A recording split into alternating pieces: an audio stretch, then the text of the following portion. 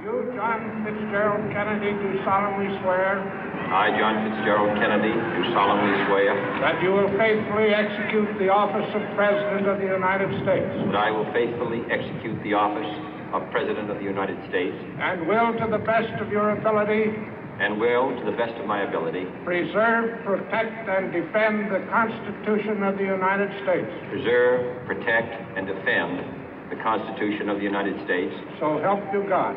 So help me God.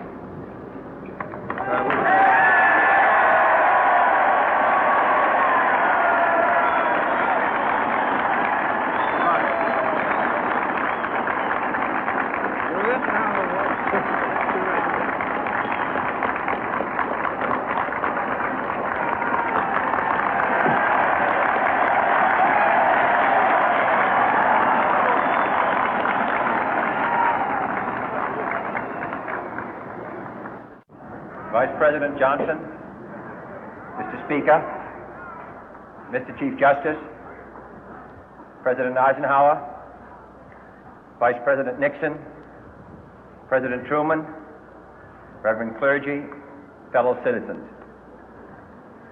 We observe today not a victory of party, but a celebration of freedom, symbolizing an end as well as a beginning, signifying renewal as well as change. For I have sworn before you and Almighty God the same solemn oath our forebears prescribed nearly a century and 3/4 ago. The world is very different now, for man holds in his mortal hands the power to abolish all forms of human poverty and all forms of human life. And yet the same revolutionary beliefs for which our forebears fought are still at issue around the globe. The belief that the rights of man come not from the generosity of the state, but from the hand of God. We dare not forget today that we are the heirs of that first revolution. Let the word go forth from this time and place to friend and foe alike that the torch has been passed to a new generation of Americans born in this century, tempered by war, disciplined by a hard and bitter peace, proud of our ancient heritage, and unwilling to witness or permit the slow undoing of those human rights to which this nation has always been committed and to which we are committed today at home and around the world.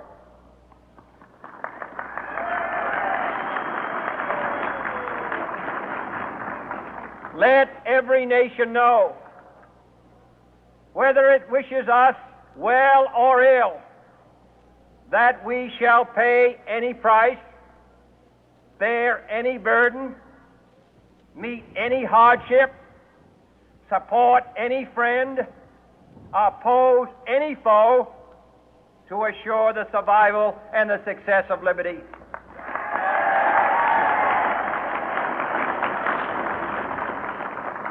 This much we pledge and more. To those old allies whose cultural and spiritual origins we share, we pledge the loyalty of faithful friends. United, there is little we cannot do in a host of cooperative ventures. Divided, there is little we can do, for we dare not meet a powerful challenge at odds and split asunder. To those new states whom we welcome to the ranks of the free, we pledge our word that one form of colonial control shall not have passed away, merely to be replaced by a far more iron tyranny. We shall not always expect to find them supporting our view, but we shall always hope to find them strongly supporting their own freedom, and to remember that in the past, those who foolishly sought power by riding the back of the tiger ended up inside.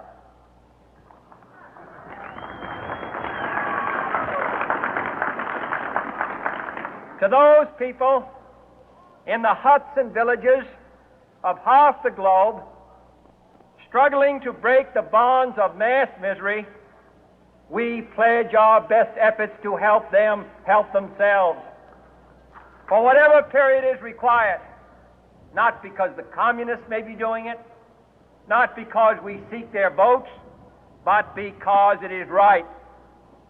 If a free society cannot help the many who are poor, it cannot save the few who are rich.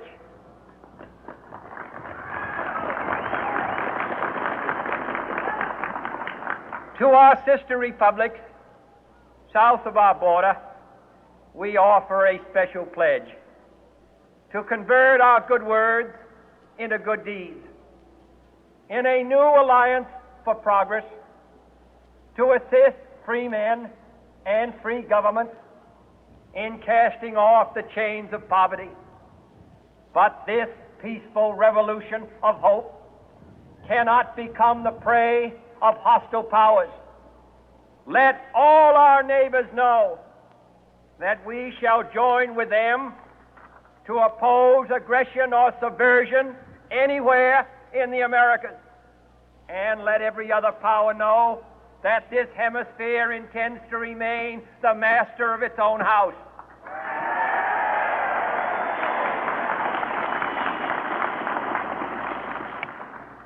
To that World Assembly of Sovereign States, the United Nations, our last best hope, in an age where the instruments of war have far outpaced the instruments of peace, we renew our pledge of support to prevent it from becoming merely a forum for invective, to strengthen its shield of the new and the weak, and to enlarge the area in which its writ may run. Finally, to those nations who would make themselves our adversary, we offer not a pledge, but a request that both sides begin anew the quest for peace. Before the dark powers of destruction, unleashed by science, engulf all humanity in planned or accidental self-destruction, we dare not tempt them with weakness, for only when our arms are sufficient beyond doubt can we be certain beyond doubt that they will never be employed. But neither can two great and powerful groups of nations take comfort from our present course, both sides overburdened by the cost of modern weapons, both rightly alarmed by the steady spread of the deadly atom, yet both racing to alter that uncertain balance of terror that stays the hand of mankind's final war. So let us begin anew, remembering on both sides that civility is not a sign of weakness, and sincerity is always subject to proof. Let us never negotiate out of fear, but let us never fear to negotiate.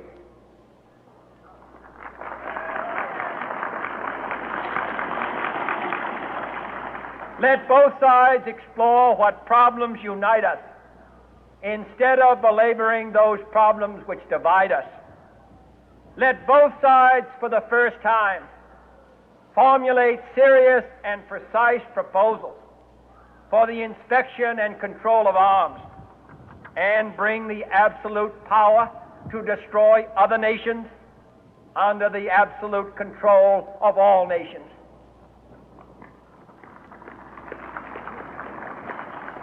Let both sides seek to invoke the wonders of science instead of its terrors. Together, let us explore the stars, conquer the deserts, eradicate disease, tap the ocean depth, and encourage the arts and commerce. Let both sides unite to heed in all corners of the earth the command of Isaiah to undo the heavy burden and let the oppressed go free. And if a beachhead of cooperation may push back the jungle of suspicion, let both sides join in creating a new endeavor, not a new balance of power, but a new world of law, where the strong are just and the weak secure and the peace preserved. All this will not be finished in the first 100 days, nor will it be finished in the first 1,000 days, nor in the life of this administration, nor even perhaps in our lifetime on this planet. But let us begin.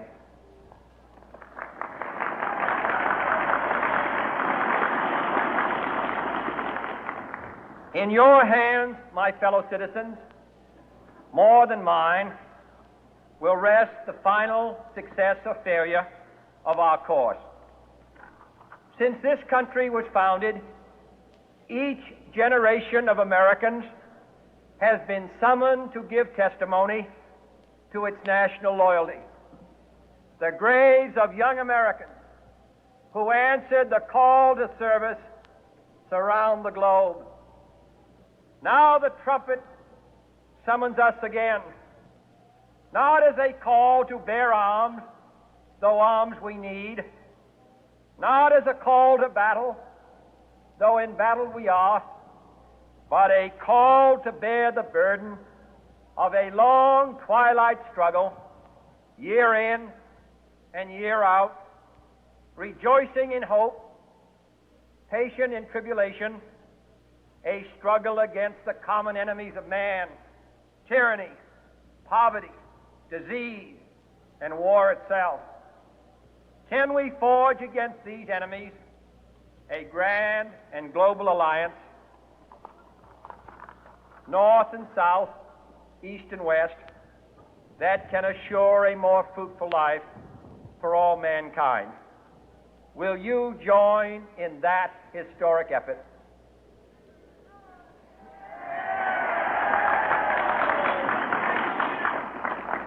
In the long history of the world, only a few generations have been granted the role of defending freedom in its hour of maximum danger.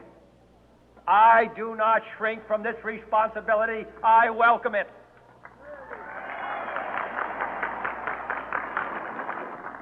I do not believe that any of us